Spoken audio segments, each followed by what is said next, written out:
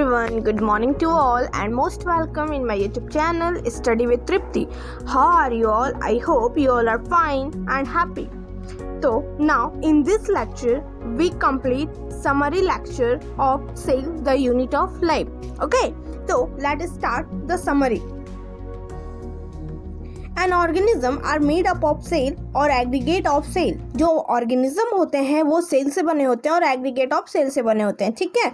Cell vary in their shape, size and activity function. Cell जो है वो vary करता है shape में, size में, activity में और function में based on the presence or absence of membrane bound nucleus and other organelle.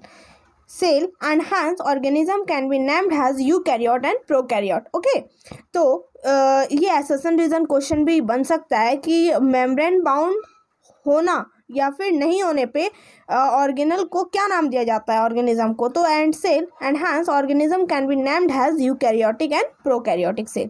ठीक है. Now listen. A typical eukaryotic cell consists of cell membrane, nucleus and cytoplasm. जो typical eukaryotic cell होता है उसके पास क्या होता है? सेल मेम्ब्रेन होता है, न्यूक्लियस होता है एंड साइटोप्लाज्म होता है. But plant cell have a cell wall outside the out cell membrane. जो प्लांट सेल होता है वो उसके पास क्या होता है? सेल वॉल होता है जो कहाँ होता है? Outside the cell membrane. ठीक है. The plasma membrane is selectively permeable and facilitate transport of several molecules. जो प्लाज्मा मेम्ब्रेन होता है वो कैसा होता है? सेलेक्टिवली परमिएबल होता है. सेलेक्टिवली परमिएबल का मतलब वो एक सेलेक्टेड पार्टिकल्स को ही मेम्ब्रेन के अंदर या बाहर आने के लिए अलाउ करता है. ठीक है. And facilitate the transport of several molecule. और फैसिलिटेट करता है क्या? ट्रांसपोर्ट करता है किसका? सेवरल मॉलिक्यूल्स का. The endomembrane system include ER, Golgi complex, lysosome and vacuoles. जो इंडोमेम्ब्रेन सिस्टम है उसके पास क्या होता है? ER होता है, गोल्जी कॉम्प्लेक्स होता है, लाइसोसोम होता है और वैक्यूल्स होता है. ओके.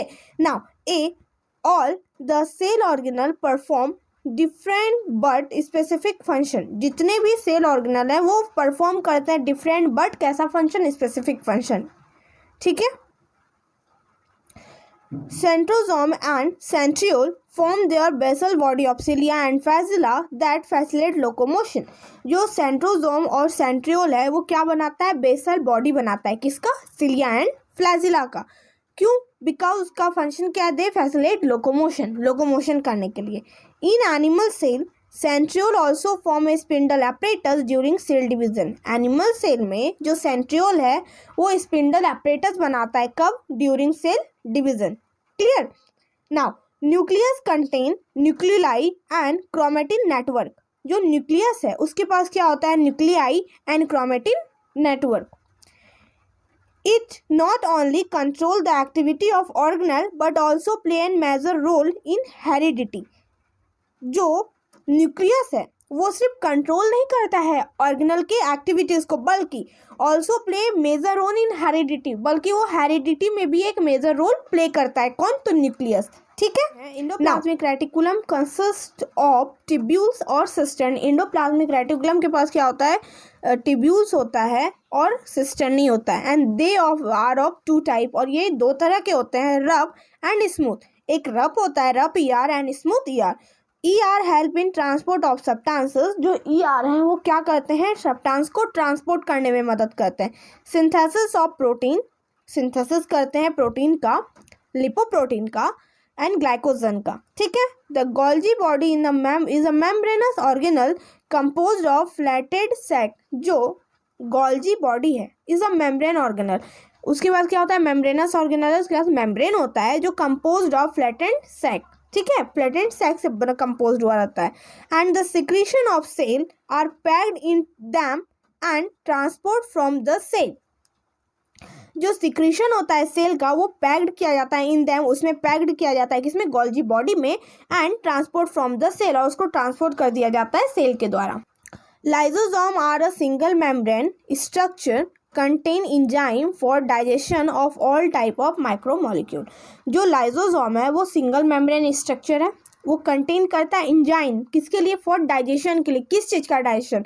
सो सारे तरह के माइक्रोमोलिक्यूल के डाइजेशन के लिए लाइसोसोम के पास क्या होता है? एंजाइम्स होता है. Clear. Now ribosome are involve in protein synthesis. Ribosome जो होता है वो इन्वॉल्व होता है किसमें, प्रोटीन सिंथेसिस, प्रोटीन बनाने में। And these occur freely in their cytoplasm और आर एसोसिएटेड विथ ईआर। जो राइबोसोम है वो फ्रीली घूमता है कहाँ पे, साइटोप्लाज्म में, एंड और एसोसिएटेड विथ ईआर, और किसके साथ एसोसिएट रहता है, ईआर के साथ। Mitochondria help in oxidative phosphorylation. Mitochondria जो हेल्प करता है ऑक्सीडेटिव फॉस्फोराइलेशन में। And generation of adenosine triphosphate, और जनरेट करता है किसको, एडिनोसाइन ट्राइफॉस्फेट को। This line is very very very important, ठीक है, question fill in the blanks में पूछ सकता है। They are bounded by double membrane. जो माइटोकॉन्ड्रिया होता है वो डबल मेम्ब्रेन बाउंडेड ऑर्गेनल होता है। The outer membrane is smooth and inner one fold into several cristae. ठीक है, इसके पास दो मेम्ब्रेन होता है। जैसे जो आउटर मेम्ब्रेन है वो बहुत स्मूथ होता है, और जो इनर मेम्ब्रेन होता है वो थोड़ा थोड़ा क्या होता है, लाइक दिस फोल्ड होता है, ऐसे जो होता है वो फोल्ड होता है लाइक दिस। ठीक है, इसको हम क्या बोलते हैं, this is called cristae. Plastid are the pigment containing organelle found in plant cell only. जो प्लास्टिड है वो पिगमेंट है उसके पास, वो सिर्फ किस में होता है, वो प्लांट्स में होता है। In plant cell chloroplast are responsible for trapping light energy essential for photosynthesis. जो इन प्लांट सेल में जो क्लोरोप्लास्ट है वो रिस्पॉन्सिबल होता है लाइट एनर्जी को ट्रैप करने के लिए। क्यों, क्योंकि एसेंशियल फॉर फोटोसिंथेसिस। जब लाइट एनर्जी आएगा तभी ना प्लांट खुद से खाना बना पाएगा, फोटोसिंथेसिस कर पाएगा, तो इसलिए किसकी जरूरत होती है उसको, क्लोरोप्लास्ट की।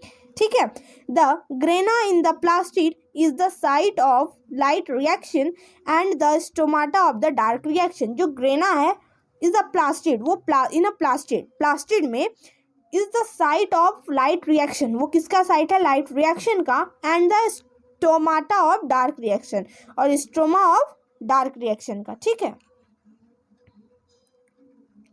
The grana in the plastid, जो ग्रेना है प्लास्टिड में, is the site of light reaction, वो साइट है लाइट रिएक्शन का।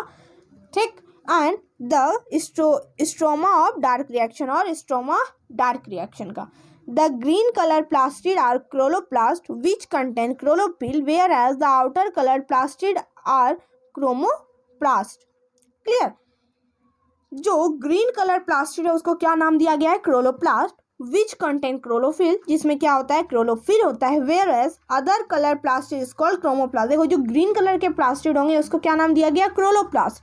बट जो उस ग्रीन के अलावा कोई और कलर के होंगे लाइक पर्पल, येलो, तो उनको क्या नाम दिया गया, और बहुत सारे कलर, उसको क्या नाम दिया गया, क्रोमोप्लास्ट। विच में contain pigment like carotene and xanthophyll, जिनके पास कैसे पिगमेंट होते हैं, कैरोटीन और xanthophyll. The nucleus is enclose by nuclear envelope, जो न्यूक्लियस है वो इनक्लोज रहता है किससे, न्यूक्लियर इन्वेलप से। And a double membrane structure with nuclear pore, और उसके पास डबल मेम्ब्रेन स्ट्रक्चर होता है किसके साथ, विथ न्यूक्लियर पोर के साथ। The inner membrane enclose the nucleoplasm and the chromatin material. जो इनर मेम्ब्रेन है ना उसने किसको इनक्लोज किया हुआ है, न्यूक्लियोप्लाज्म को और क्रोमेटिन मटेरियल को। ठीक है, Thus, the cell is the structure and function unit of life. ये जितना मैं हम लोगों ने पढ़ा इसी के कारण सेल को स्ट्रक्चर और फंक्शनल यूनिट ऑफ लाइफ बोला जाता है। ठीक है, तो द एंड आज के लिए इतना ही। Thank you so much. मेरे चैनल को लाइक करो, सब्सक्राइब करो, कोई भी डाउट हो तो कमेंट में ज़रूर से ज़रूर पूछो।